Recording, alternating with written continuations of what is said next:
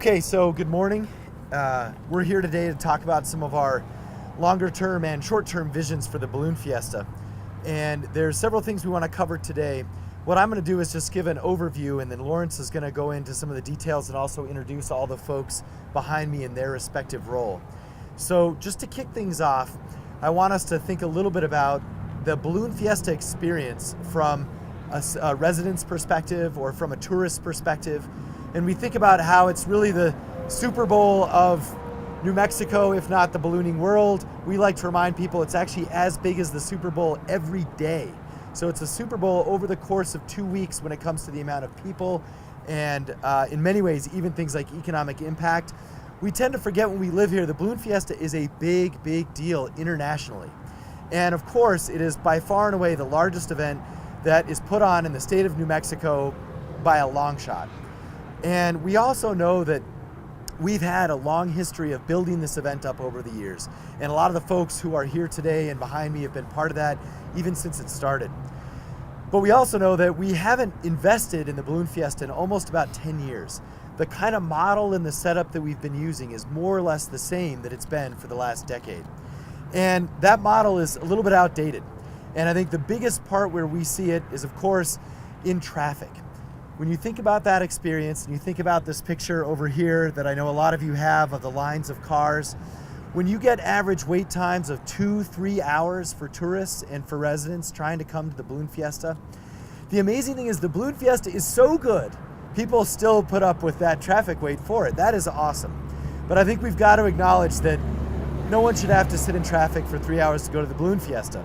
Also, it is so popular and so well received that even the park and ride situation is extremely stressed, as we know. So there were waits for park and ride. We also know that despite everyone's best efforts, the park itself even fills up, and we even have to close it for certain times because it's at capacity. So these are all symptoms of success. They are a reflection of all the good work that we've done on the Balloon Fiesta and how great this event is.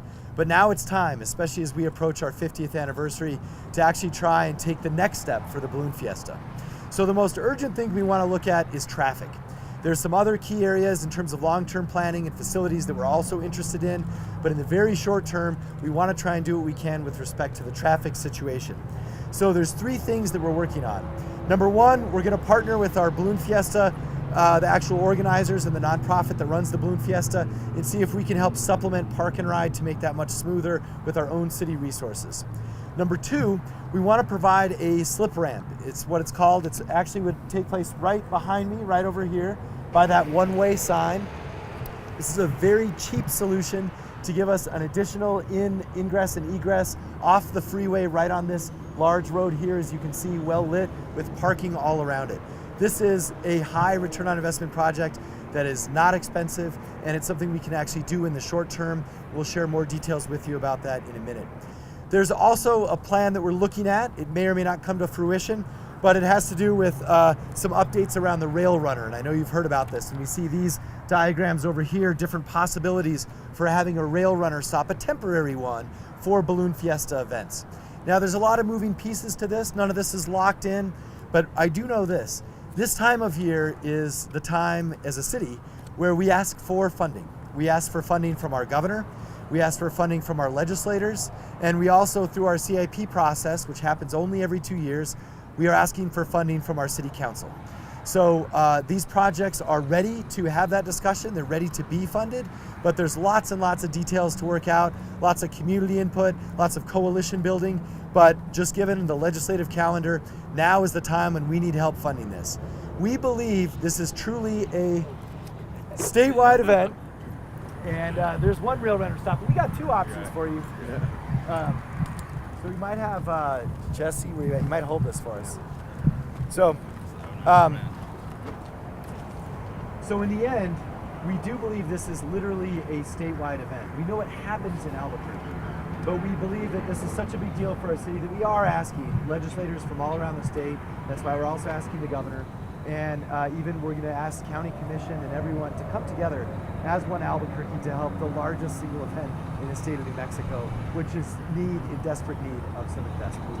So with more details on the process and to introduce the other folks with me, our COO, Lawrence Rail. Thanks, Mayor. Let me just say to all of you that we know that this is a major event for New Mexico. It's not just Albuquerque, but it takes all of our departments that work together to make this happen along with the Balloon Fiesta Board. And so we have Dave Simon here from our Parks and Recreation Department, who actually manages the actual Balloon Fiesta Park and does a lot of the other work when we're not doing balloons on the park. We have Pat Montoya, our Director of Department of Municipal Development. They do a lot of our transportation work throughout the city. And then we also have folks from Visit ABQ who are here as well with us.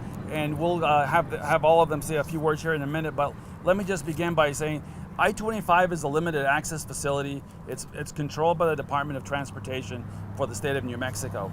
The slip ramp that the mayor described us earlier is an opportunity for us to move traffic very quickly out of the park and onto the interstate during the ballooning events, if you will. As you can see from that photo in the end over there, the traffic flow typically is so long and so of duration that getting them on the interstate is probably the most efficient and effective way to move traffic out of the facility. And the reason we're here is because right across this frontage road, along that fence line, somewhere through there will be where we will request from the Federal Highway Administration their approval to build a slip ramp onto the interstate so that we can then move traffic out of the park very quickly and hopefully make it a more pleasant experience for folks coming to the facility. The rail runner operation, long ago when I was in a different place, when we built the commuter rail, we talked about creating an opportunity to have some special event platform located by the balloon park so that we can move a lot more folks with the rail runner. To give you a perspective, the school buses that we use today to move public transportation into the park, on average will take about 50, maybe 60 people in these school buses. The rail runner, it has the capacity of moving 1,000 people if you want at one time into the park. And the reason for that is that each of those rail cars can sit almost 250 people at a time. So when you couple 5 of those together or more, you can actually move a huge amount of folks up and down the corridor to get into the park.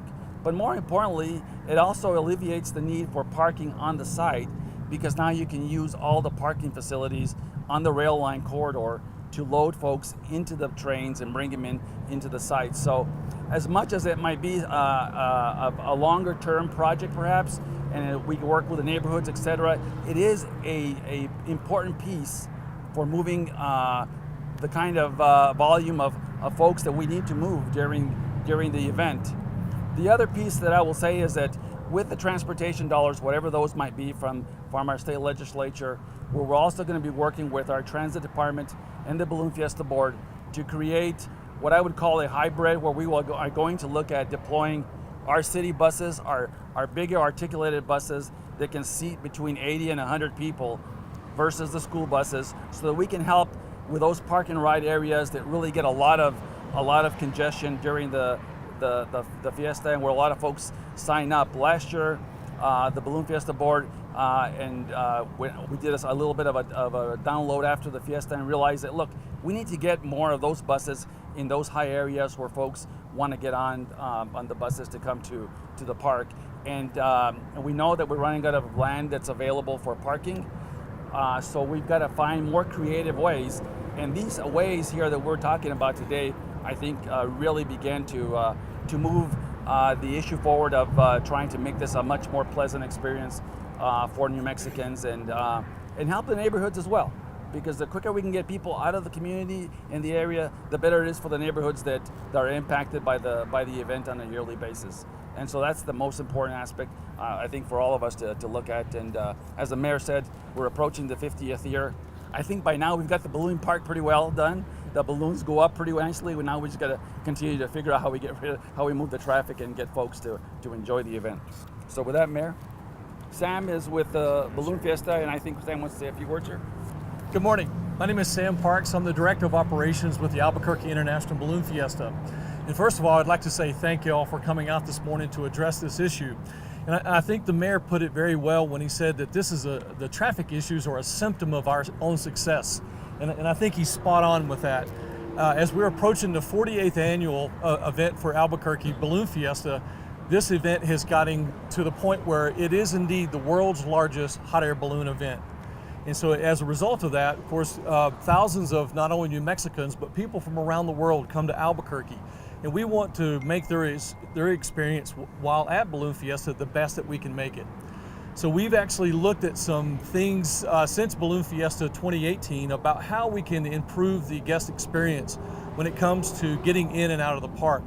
One of the things that Balloon Fiesta has done is actually compared Balloon Fiesta to other events around the country that handle the same number of people. We're also looking at, as both Lawrence and as the mayor had indicated, we're looking at our off-site locations of our park and ride. And we're trying to increase our efficiency by which that we can load people, unload them at the park. So using the city buses, the articulated buses that will allow us to actually seat more people at any given time, I think is a great idea. And we can implement that pretty quickly. But in addition to that, we have partnered up with the University of New Mexico Civil Engineering Department for a traffic study. The traffic study is going to look at all parts of both traffic here at the park as well as park and ride locations to try to figure out more efficient way that we can get the buses to the park, get the buses back from the park to those parking locations, but also how we can maybe move people in and out of the park more efficiently. And then beyond that, we're actually looking to convey that message to the general public on a regular basis. So it's our goal that moving forward, that about every 60 days, we're telling the general public what kinds of things that Balloon Fiesta is doing, certainly with partnership with the city and the state, about how we can improve the guest relationship for those that want to attend Balloon Fiesta. So we're excited about as we get closer to our 50th, and we're also excited about the potential of being able to just improve the guest experience through traffic, as well as raising the awareness for park and ride and making that more energy efficient. Thank you. Thanks. Okay, so I think what we'll do is we can take some questions. Before I do that, I want to mention a couple things. We are also wrapping up the initial work for the balloon landing task force that we started last year. And so stay tuned as we get closer to Fiesta. We're also going to be talking about that side of the equation. But that task force has been meeting regularly and is going to be very helpful for the balloonists as well as neighborhoods. Also, I want to mention that we have, if anyone's interested, this report from the COG. This is not a comprehensive traffic study, but it does talk about this rail runner concept. So if you want details on that, Jesse has some copies for you. Okay, so with that, questions for anyone up here? We can also, you can pull out people if you want. Go ahead, Jessica.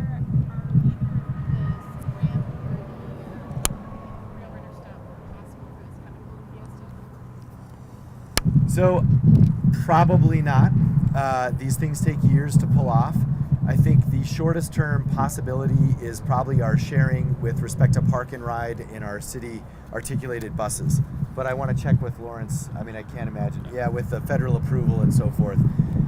So, you know, we have an eye towards the 50th anniversary is what would be a nice time to celebrate some of these changes. Would the city be donating the use of the buses, or would that be something that the Balloon Fiesta organization pays for? We'd have to work out the costs, and that's something that we'll do. We do a lot. There's a lot of history and a lot of contractual relationships with the Balloon Fiesta, and so, you know, we'll get together and figure that out. But everything that we do tends to just be on a break-even basis on either way. And so I think we'll be able to figure that out similar to the way we've done it in the past.